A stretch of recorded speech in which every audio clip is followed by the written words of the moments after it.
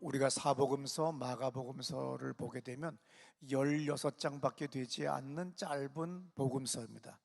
이 16장 678구절인데 아주 중요한 것은 3분의 1 되는 200구절에 가까운 말씀이 예수님의 치유, 축사, 각 양의 표적과 이적들이 일어나는 장면들이에요.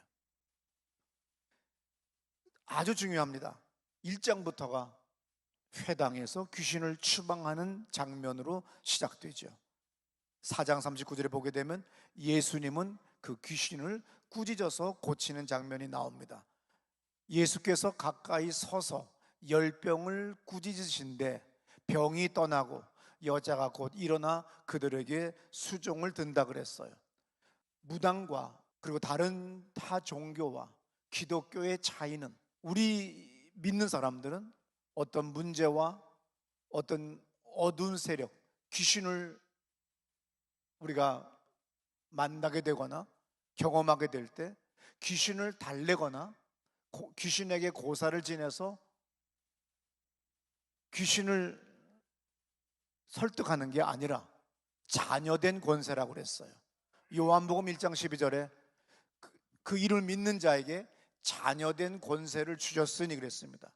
내가 어떤 능력을 수도하거나 득도하거나 면벽 좌선해가지고 얻어지는 무엇으로 나의 힘으로 쫓는 것이 아니라 그냥 내가 예수님을 나의 구세주로 영접하는 순간 우리는 하나님의 자녀가 되는, 수직 상승되는 놀라운 기적 같은 신분의 상승이 있는 거예요. 그래서 자녀된 권세로 꾸짖어요. 여기 꾸짖는다고 하는 원어에 보게 되면 귀신을 책망하고 금지하는, 너 이제 더 이상 하지 마, 이렇게 금지하는 일을 한다는 거죠. 사탄 귀신은 인격적인 거죠. 인격이라고 해서 고매한 어떤 의지를 가졌다는 것이 아니라 여기서의 의지라고 하는 건 우리가 싫다 그러면 기분 나쁜 거예요. 우리가 좋다 그러면 좋은 거예요. 똑같습니다. 귀신도 그런 의지가 있기 때문에 우리가 싫다, 너 가라 그러면 가기 싫다고 버티는 것도 있지만 그러나 갑니다. 마가복음 4장 39절에서도 이런 말씀 있죠. 바람을 꾸짖으며 바다더러 이르시되 잠잠하라 고요하라. 예수님은 오늘 자연 현상에 대해서도 명령을 하세요. 놀라운 일입니다. 이런 일은 선교사님들 가운데도 가끔 있어요. 어떤 선교사님이 열대우림 지역에서 복음을 전하는데 너무 모이가 많아가지고 사람들이 고통스러워합니다. 열대지방 얼마나 힘들겠어요. 그래서 이때 그 선교사님이 예수 이름으로 기도하고 꾸짖었어요. 이 모기떼들은 떠나가라. 그리고 모든 교인들은 평안할지어다. 그랬더니 놀랍게 계속 바람이 설설설설 불어가지고 모기들이 나를 수가 없어가지고 아주 시원하게 예배를 드렸다고 하는 선교사님의 글을 제가 읽은 적이 있습니다. 예수님만 초자연적인 현상에 대해서, 자연현상에 대해서 역사를 일으키신 것이 아니라 오늘 우리의 모든 사소한 것까지도 주님께서는 역사하십니다. 마가복음 8장 33절을 들어보세요. 귀신들이 그 사람에게서 나와 돼지에게로 들어가니 그때가 비탈로 내리더라. 호수에 들어가 몰사하거늘. 네, 또 이런 말씀이 있죠. 베드로를 꾸짖어 이르시되 사탄아 네 뒤로 물러가라. 이때 그 꾸짖는다고 하는 말이 마가복음 9장 25절에서도 귀신을, 그 더러운 귀신을, 귀신은 뭐예요? 성격이, 그 존재가 더러운 존재입니다. 그래서 더러운 귀신아, 그 더러운 귀신을 꾸짖는 장면이 나옵니다. 마가복음 4장 39절에서도 예수께서 바람을 꾸짖으며 바다더러 이르시되 잠잠하라 고요하라 하시니 바람이 그치고 아주 잔잔하여 지더라 그랬어요. 조금 전에 말씀드렸습니다. 모든 무속신앙은 귀신을 달랩니다.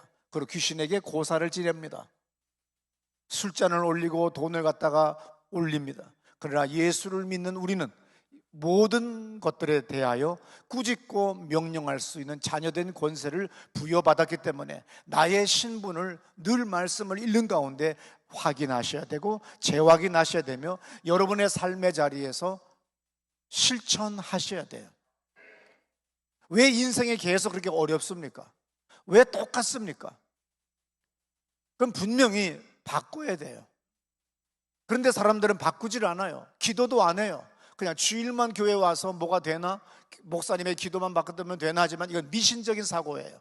내가 기도해야 됩니다. 내가 예수 이름으로 부르짖어 기도해야 돼요. 내가 예수 이름으로 큰 소리로 꾸짖어 오늘 자연 현상과 내 인생의 모든 환경의 문제들을 꾸짖어야 되는 거예요.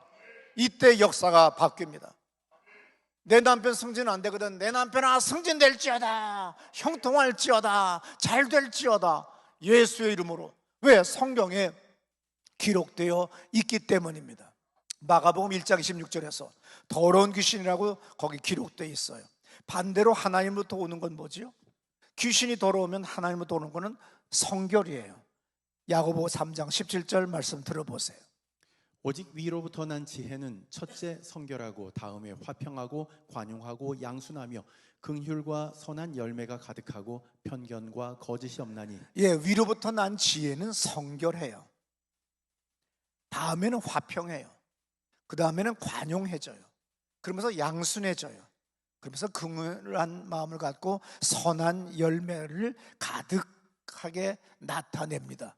그러고 난 다음에 편견과 거짓이 없어요. 우리 갈라디아서 5장 19절의 말씀 들어봅니다. 육체의 일은 분명하니 곧 음행과 더러운 것과 호색과 우상 숭배와 주술과 원수 맺는 것과 분쟁과 시기와 분냄과 당 짓는 것과 분열함과 이단과 투기와 술 취함과 방탕함과 또 그와 같은 것들이라. 전에 너희에게 경계한 것 같이 경계하노니 이런 일을 하는 자들은 하나님의 나라를 유업으로 받지 못할 것이요. 아주 중요합니다. 마지막 하나님의 나라를 유업으로 받지 못하는데 여기 우상숭배, 주술, 원수 맺는 것, 분쟁, 시기와 분냄과 당짓는 것과 분열함과 이단과 이거 다 귀신에게 내가 문을 연 거나 마찬가지예요. 예수님의 귀신 추방의 소문이 얼마나 놀랍게 일어났던지 사방의 갈릴리까지 소문이 났어요. 마가복음 1장 28절의 말씀에 이런 말씀이 있죠. 예수의 소문이 곧 온 갈릴리 사방에 퍼지더라. 네, 사방에 그 소문이 퍼지기 시작을 했습니다. 구약시대 때 어떤 종교 지도자들도 그 누구도 귀신을 추방하는 일은 없었어요. 근데 예수님이 이 땅에 오셔서 우리를 위하여 십자가에 못 박혀 죽으시고 부활 승천하신 다음에 우리에게 성령을 보내주셨습니다. 그것이 사도행전 2장입니다. 모든 육체의 모든 사람들의 머리 위에 주의 성령이 임했습니다. 그리고 요한복음 1장 10절에서 그를 믿는 자들에게는 자녀되는 권세를 주었어요. 영적 신분의 상승입니다. 이것을 늘 자각하고 자부심을 가지고 내 삶의 자리에서 늘 예수의 이름으로 명령하고 추방하고 축복하는 여러분이 되셔야 이게 진정한 그리스도인의 삶을 누리는 거예요. 그래서 예수께서 마태복음 4장 23절 이런 말씀하죠. 예수께서 온 갈릴리에 두루 다니사 그들의 회당에서 가르치시며 천국 복음을 전파하시며 백성 중에 모든 병과 모든 약한 것을 고치시니 그의 소문이 온 수리아에 퍼진지라. 사람들이 모든 앓는 자 곧 각종 병에 걸려서 고통당하는 자 귀신 들린 자 간질하는 자 중풍병자들을 데려오니 그들을 고치시더라. 갈릴리와 데가볼리와 예루살렘과 유대와 요단강 건너편에서 수많은 무리가 따르니라. 분명히 마가복음 3분의 1 분량이 예수님께서 표적과 이적을 그리고 축사를 하시는 장면이 나오는데, 놀라운 오늘날 대부분의 교회들은 윤리적이면서도 윤리적이지도 않고 정치적이면서도 비정치적이며 이상한 것으로 강의만 하고 끝나는 교회들이 90% 이상이 돼버렸어요. 오늘 모든 사람들이 이 땅에 살아가면서 얼마나 많은 아픔을 가지고 있습니까? 영적이든 정신적이든 육적이든 아니면 재정적이든 수많은 관계 속에서 얼마나 어려움을 가지고 있어요. 그 사이사이에 보게 되면 귀신의 역사가 있다는 겁니다. 이것을 우리가 예수의 이름으로 추방해야 돼요. 부부의 관계, 분노, 열등감, 엄청난 자존감의 상실, 또 너무 엄청난 교만함, 근데 반대로 또 얼마나 끝없이 저 깊이 들어가는 사람이 있는지 몰라요. 그러지 마세요. 예수 그리스도 이름으로 여러분들이 자존감을 회복하시고 신분을 회복하셔야 됩니다. 나는 예수의 이름을 가졌다. 한번 3번만 외칩시다. 시작. 나는 예수의 이름을 가졌다. 예, 예수의 이름을 가졌기 때문에 예수의 이름으로 명령을 하세요. 마가복음 1장 21절부터 22절에서 예수의 가르침은 사람들이 놀랬는데 권세가 있었고 서기관 같지 아니했다 그랬어요. 오늘날 많은 사람들이 목회라고 하는 신학이라고 하는 이 길을 그냥 윤리선생이나 지식이나 역사와 신화나 전설을 가리키는 그러한 것으로 집단으로 만들어버려요. 그냥 옛날 이야기 하듯이 얘기합니다. 교양을 이야기합니다. 아니, 여기서 하나님을 만나게 해야 돼요. 여기서 하나님을 경험하게 해야 됩니다. 예수의 권능과 권세 있는 기도의 힘은 회당에서 각 사람의 집으로, 각 사람의 집에서 일어나기 시작했다고 하는 것이 오늘 마가복음 1장 30절부터 31절에 기록되어 있어요. 시몬의 장모가 열병으로 누워 있는지라 사람들이 곧 그 여자에 대하여 예수께 여짜온대 나아가사 그 손을 잡아 일으키시니 열병이 떠나고 여자가 그들에게 수종드니라. 예, 강일상 목사님의 책에서 읽었습니다. 베드로 장모의 열병은 육체적 열병이 아니라 화병이다. 화병이 뭐냐? 열불이 나서 열불이 일어나는 병이다. 왜냐하면 동사는 미완료형이기 때문에 자주 계속 이것이 반복적으로 일어난다는 거예요. 집에서 아내나 남편이 계속 반복적으로 나오는 건 이걸 뭐라고 그래요? 동사는 미완료형이에요. 그래서 자주 그러잖아요. 이걸 뭐라고 그래? 지랄. 쫓아야 되는 거예요. 그 사람 자체를 고쳐야 돼요. 상담을 하러 가든지 정신과에 가든지 치료받지 않으면 한 번밖에 없는 인생이 얼마나 더럽고 비참하게 사는지 모릅니다. 근데 사람이 온전한 정신과 영혼을 소유하게 되면 그 삶이 얼마나 아름답고 그가 있는 곳마다 아름다운 풍미가 계속해서 퍼져나가는 거예요. 근데 어떤 사람은 늘 우거지 상으로서 있어요. 자주 거울을 보세요. 순간에 내가 지금 어떤 얼굴을 갖고 있지 하고 딱 봐야 돼요. 그래서 자기 얼굴을 계속 고쳐 나가야 됩니다. 그래서 나이 40살 이상의 얼굴은, 관상은 자신의 책임이라고 하는 말이 있잖아요. 그래서 예수님이 어떻든 간에 베드로 장모의 집에 간 것이 아니죠. 베드로의 집에 와 누워 있는 거예요. 왜? 사위 녀석을 생각만 하면 분노가 확 열불이 일어나는 거예요. 내 딸 시집 잘 보냈다고 기뻐했어요. 생각해 보세요. 2000년 전에 배 한 척 있다는 거, 뭐 엄청난 배는 아닙니다. 요 폭에서 요 폭 정도 되는 배예요. 길이 저 정도까지 갑니다. 이만한 배 한 척 있으면 중상입니다. 주인이에요. 전세버스 한 대만 가지고 있어도 그거 임대해가지고서 유치원 뭐 어디 다 빌려주고 먹고 살잖아요. 고대 2000년 전에 베드로의 장모는 기뻐했어요. 근데 이놈이 어느 날 머리 풀어헤치고 다니는 젊은 남자를 예수라고 구세주라고 하면서 쫓아다니는데, 얼마 전까지는 회당에 있던 누구네 집에 두 아들도 쫓아가서 사람들이 다 수군수군했는데 드디어 내 사위, 이거는요 가만히 이렇게 점잖게 얘기할 수가 없어요. 이 새끼까지 쫓아가는 거야. 그러니까 열불이 일어나면 딸네 집으로 오는 거예요. 딱 누워가지고선 딸한테 야 이년아 이혼해, 뭐 가진 소리 다 할 거 아니에요. 그래서 동사는 미완료형이기 때문에 자주 일어나는 것이다. 그런데 오늘 예수님이 그 베드로에게 말을 듣고 베드로의 장모집을 찾아가서 손을 딱 내밀어요. 이 손을 내밀었을 때 이 길이가 몇 센치일까요? 45cm예요. 유현준이라는 사람의 책을 읽었습니다. 관계는 사람 간의 거리로 결정한다. 장모는 예수님이 손을 내밀 때 그 45cm의 관계를 허락했어요. 그 예수를 만날 때 그 예수님이 아무 말 하지 않았겠어요? 많은 말씀을 해주셨겠죠.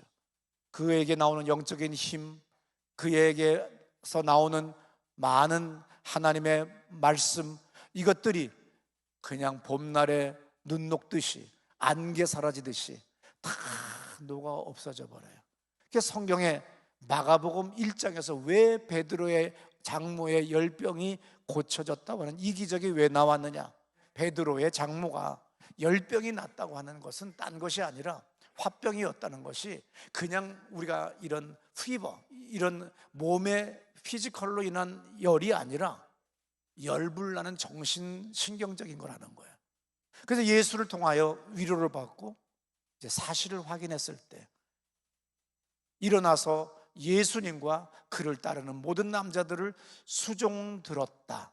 이것이 바로 마가복음 1장이 이야기하는 가장 중요한 내용이에요. 그를 거부하고 다부시했던 사람들도 그를 만나면 그를 섬기는 사람으로 변했다고 하는 것이 마가복음 1장이 우리에게 얘기하는 건데, 나는 이 마가복음 1장을 기록한 마가의 의도를 모르니까 그냥 휘버, 열인 줄 알고 이런 기적은 옛날이나 필요한 거지, 지금은 타이레놀, 판피린, 아스피린 충분해, 그렇게 얘기했던 내가 잘못했던 거였죠. 어떻든 간에 치료된 장모는 크게 헌신하기 시작했고, 마가복음 1장부터 드라마틱하게 교회가 부흥하는 장면, 귀신이 추방되는 장면을 의도적으로 계속해서 전개해 나가는 걸 우리는 봅니다. 마가복음을 읽으면 예수님은 안식일에도 병을 고쳐주세요. 한마디의 말도 없이 순간에 고치십니다. 귀신의 독백 같은 꿈시렁 고백에도 대꾸도 안 하고 그대로 추방하세요. 이게 중요한 거예요. 여러분, 귀신이 역사할 때 대꾸하거나 말대답하는 거 아니에요. 이미 진 거예요. 나가지 않아요. 나도 옛날에는 영웅심리로 젊은 날에 20대 초반에 귀신 들린 것들이 나를 보고 막 소리를 지르고 뒹굴고 발악을 할 때 나는 아주 영웅 같은 이야기를 하기 시작합니다. 교인들이 수백 명이 쳐다보는데 젊은 20대 초반에 내가 뭐라고 했겠어요? 넌 누구냐? 넌 언제 들어왔냐? 그러면 또 막 말대답을 다 해요. 나가라 그러면 못 나간다고 눈을 파랗게 뜨거나 뭐 별일이 다 있었죠. 그러나 끝난 겁니다. 그 사람 다음 달 보면 또 있어요. 절대로 안 나간 겁니다. 귀신과는 대화하지 않습니다. 예수님도 말대답하지 않으셨어요. 대꾸하지 않으셨어요. 오직 일방적으로 명령하고 추방하셨어요. 마가복음 5장 1절부터는 거라사 지방 귀신을 추방하는 내용이 기록되어 있습니다. 거라사 지역은 뭐예요? 예수님의 첫 이방 지역 사역입니다. 예루살렘, 이스라엘을 떠나서 이방 나라, 이방 지역에서의 첫 사역이 거라사 지방에 귀신 들린 사람을 고치는 장면입니다. 그러면 중요한 것은 갈릴리 바다 주변에서의 첫 사역도 귀신을 추방하는 장면이었고, 이방 사역의 첫 사역도 귀신을 추방하는 장면이에요. 마가복음 5장 10절에서 귀신 추방의 결과를 기록한 걸 우리는 볼 수가 있죠. 들어보세요.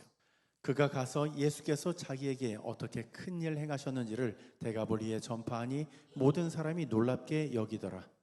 칼라스 교수가 이런 말을 했어요. 복음서 기자들이 기적에 대해서 고집스럽게 강조했음에도 불구하고 현대 신학은 거의 전적으로 무시했다.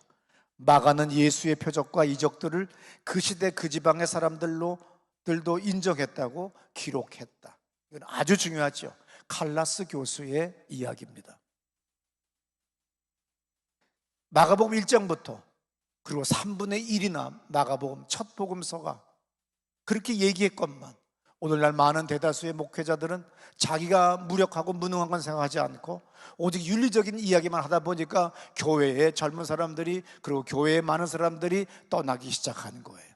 여러분의 목장에서, 여러분의 모임에서, 교구에서 기도를 통하여 귀신들을 추방하셔야 돼요. 모든 문제들 배후에 내 눈에는 보이지 않지만 귀신이 있습니다. 그 어두운 세력을 예수 이름으로 물리치시기를 축원합니다. 마가복음 6장 14절에 예수 이름이 드러난지라 헤롯 왕이 듣고 이르되 이는 세례 요한이 죽은 자 가운데서 살아났도다 그랬어요.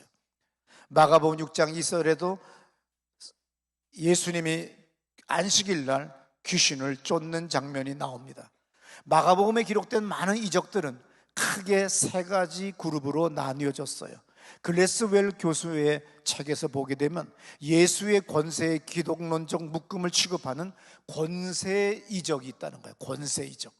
그 다음에 믿음의 본질과 필요성을 이야기하는 믿음 이적들, 그리고 예수의 신분에 관심하는 신분 이적들. 그래서 권세 이적들, 믿음 이적들, 신분 이적들, 큰 세 묶음 안에 그 많은 이적과 표적과 귀신을 쫓고 병 고치는 내용들이 세 묶음 안으로 묶여져서 기록되어 있다고 글래스웰 교수가 말한 것을 제가 읽은 적이 있습니다.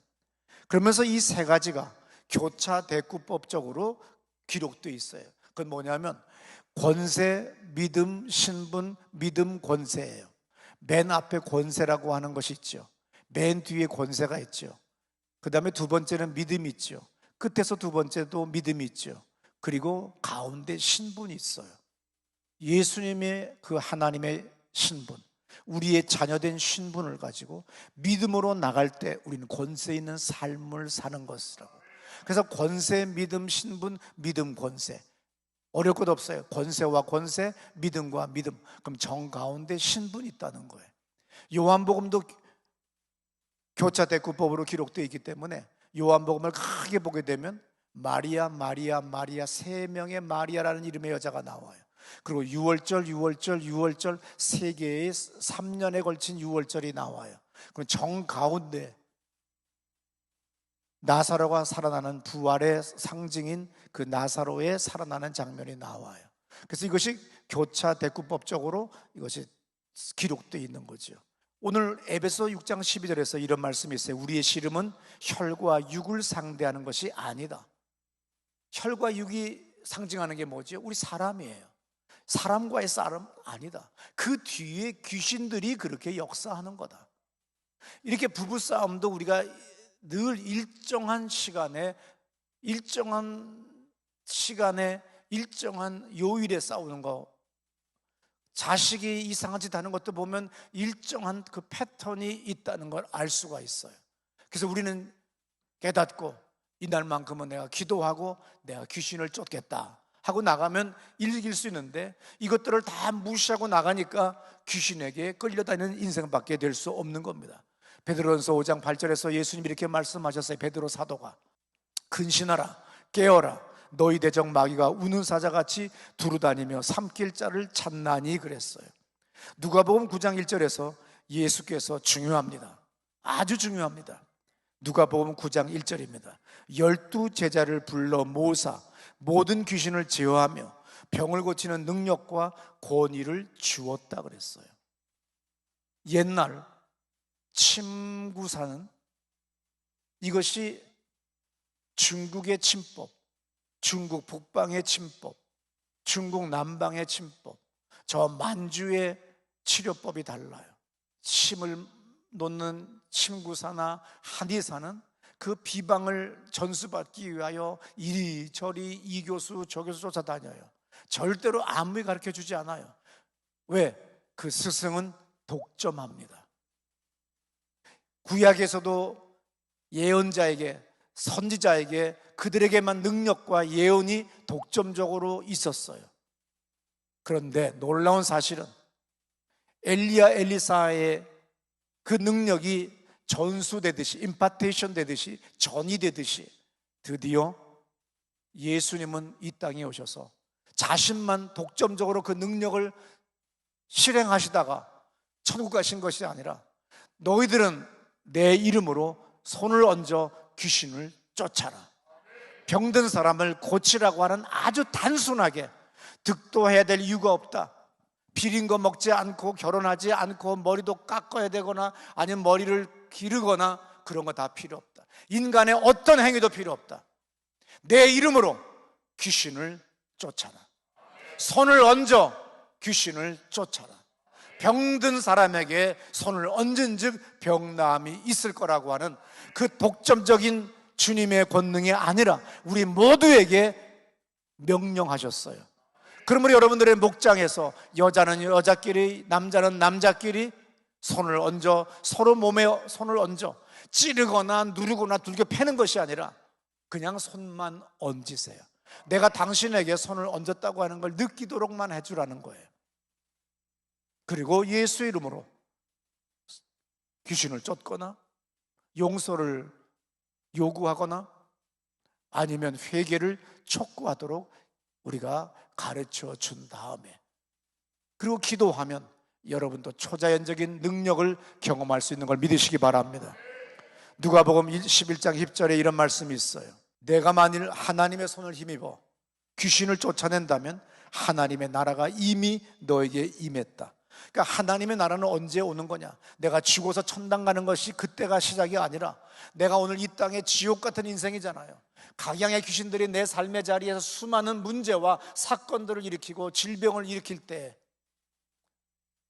당연히 병원에 가서 의사의 처방을 받고 링겔을 맞고 입원을 하고 치료받으면 나야 되는데 안 나요. 그건 귀신을 쫓아야 되는 겁니다. 분명히 판피닌을 마시고 아니면 타이레놀을 먹었는데 열이 안 내려가요. 그러면 우리는 어떻게 돼요? 당연히 의사는 소염제와 항생제를 처방해줘요.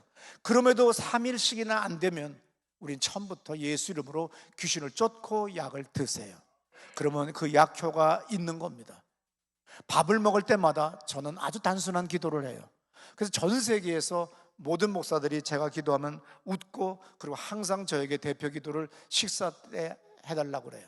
왜냐하면 모든 목사님들은 식사 기도합시다고 난 다음에 온 식당에 다른 손님들까지 듣도록 벌떡 또 일어나요. 또 아버지 하나님, 오늘도 여기에 역사하셔서 이렇게 조이서 목사님께서 식사를 제공해 주셨으며 특별히 축복을 하여 주시옵시고, 와, 얼마나 긴지. 지금 고기는 막 타가고 있는데 눈 떠가면서 이걸 뒤집으면서 그걸 듣는데 얼마나 긴지 몰라요.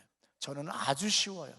하나님 아버지, 소화 잘 되게 해 주시옵소서. 예수님의 이름으로 기도합니다. 그래서 사람들이 막 웃어요. 길게 할 줄 알았는데. 여러분, 물도 잘못 먹으면 체할 때가 있어요. 물도 못 마실 때가 있어요. 뭐든지 예수의 이름으로 소화가 잘 되게 해 주시옵소서. 고린도후서 10장 4절 우리 다 같이 마지막 읽고 우리 크게 기도하는 시간을 갖겠습니다. 고린도후서 10장 4절입니다. 자, 다 같이 시작. 우리의 싸우는 무기는 육신에 속한 것이 아니요 오직 어떤 견고한 진도 무너뜨리는 하나님의 능력이라. 모든 이론을 무너뜨리며.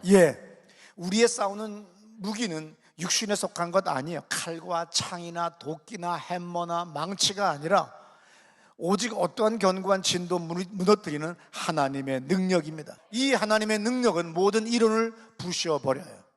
그리고 초자연적인 역사가 여러분의 삶의 자리에 있는 걸 믿으시기 바랍니다. 우리 다 자리에서 일어나셔서 우리 기도할 때 두 손 번쩍 들고 하나님을 항복합니다. 예수의 이름으로 아버지께 항복하고 주님께 예수 이름으로 간구합니다. 살려주세요. 도와주세요. 함께 해주세요. 기도합니다. 아버지 하나님, 오늘 이 아침